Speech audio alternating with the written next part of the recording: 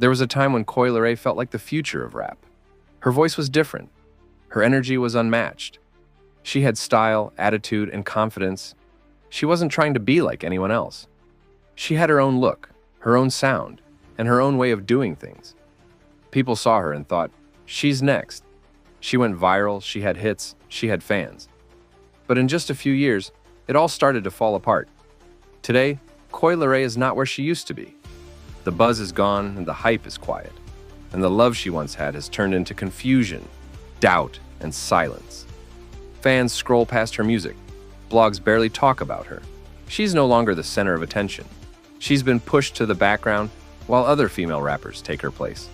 And the truth is, most people didn't even notice when it happened. So how did it all go wrong? How did someone with so much potential lose it all so fast? To understand Coi's fall, we have to go back to the beginning. Coi Leray was born into hip-hop. Her father is Benzino, a former rapper, media mogul, and co-owner of The Source magazine. He had ties to the industry. But instead of helping Coi, those ties ended up creating more problems. Coi didn't want to be known as Benzino's daughter. She wanted her own lane, her own voice. So she started from scratch, dropping songs on SoundCloud, building her brand online, and ignoring the industry pressure.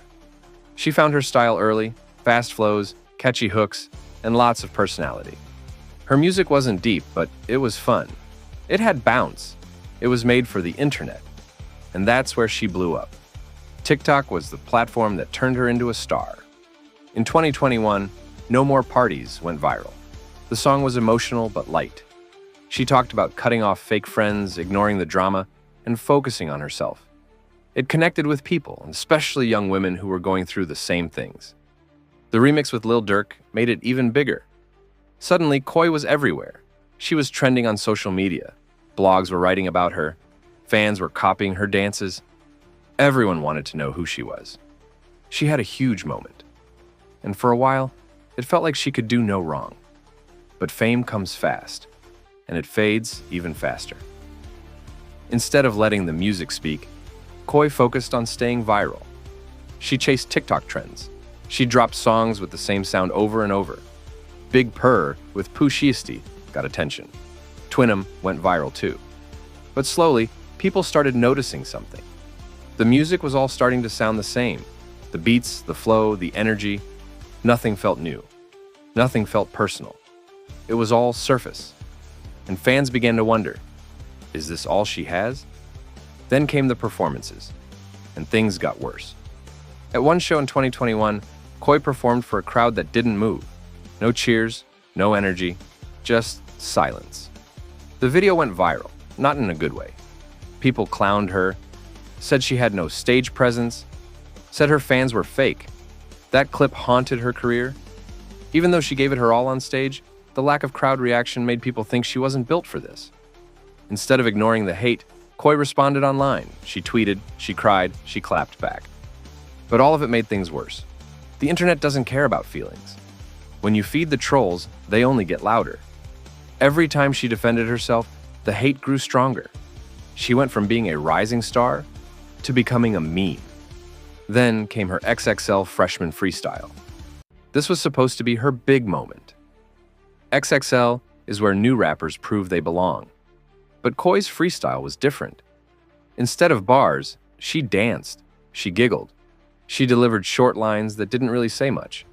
The internet dragged her, again. People said she was unserious, said she didn't deserve her spot.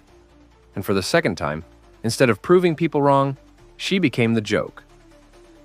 After that, Coi dropped her debut album, Trendsetter. The title was bold. She wanted to show that she was leading the culture, not following it. The album had big features, Nicki Minaj, G Herbo, Fivio Foreign, and more. But it didn't perform well. It got low sales, low streams, and most fans said the album didn't feel complete. The songs felt random, the features didn't match her style, and nothing stood out. That album was supposed to level her up.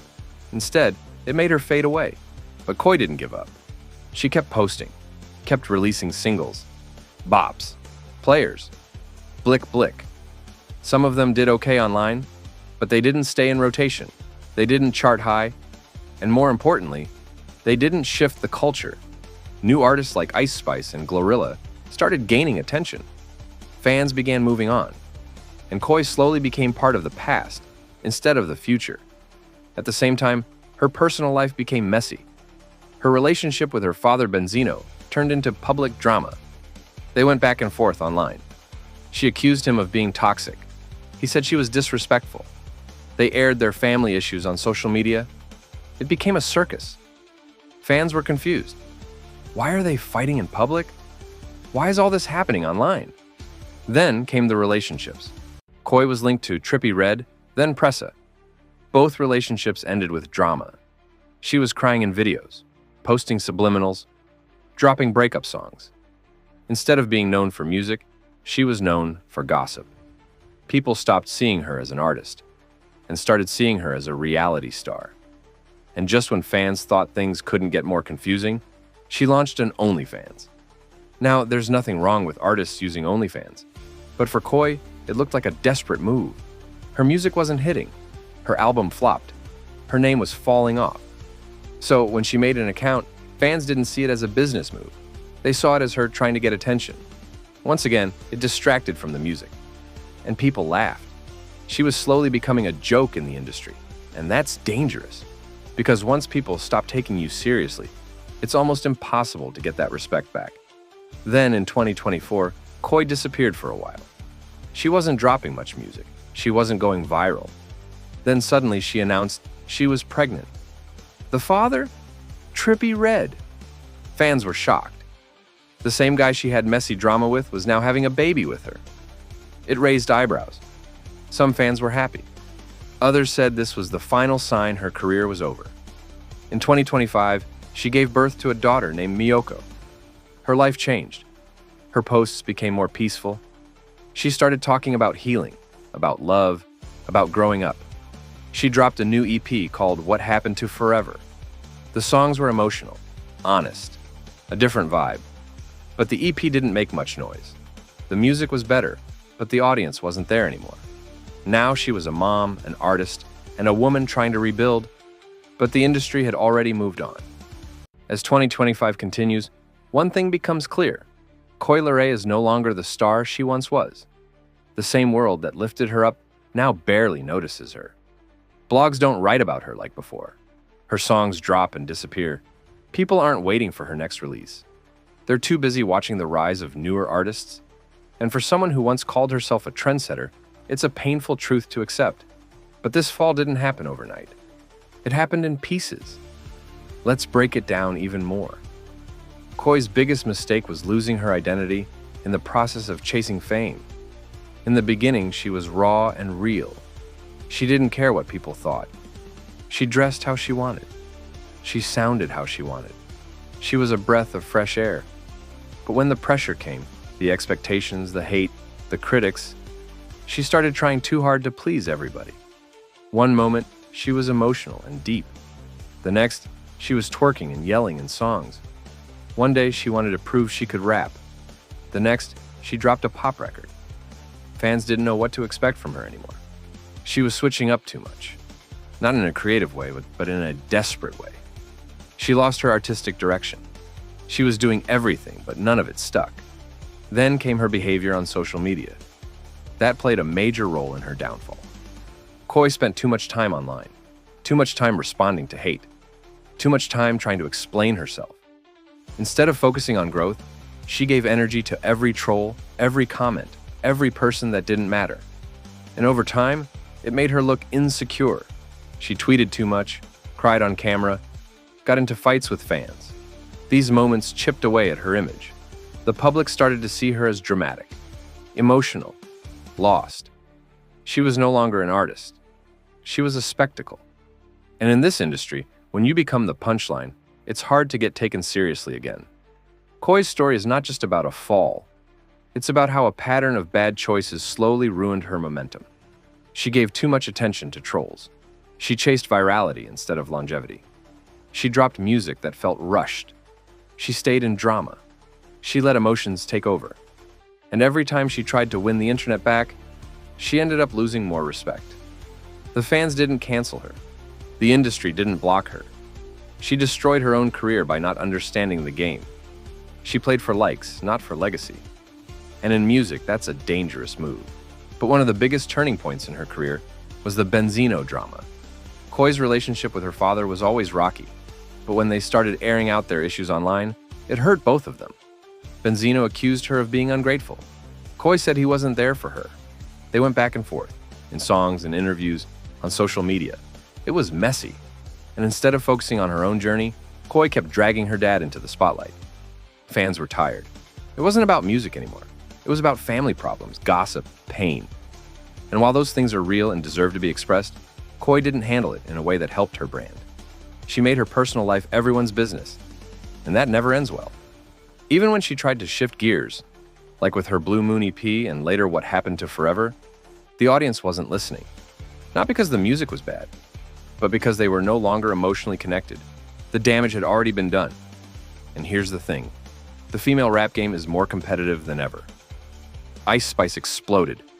Glorilla made noise. Latto kept rising. Sexy Red took over the streets. These women brought new energy, strong identities, and fan bases that were ready to ride for them. They understood the moment, and they made the most of it. Coi, on the other hand, was still trying to find herself. And while she was busy doing that, the spotlight moved on. Then there's the image factor. Coi Leray was never afraid to show skin, twerk, or post bold photos. But over time, fans started saying she was trying too hard, that she was doing the most just to stay in the headlines.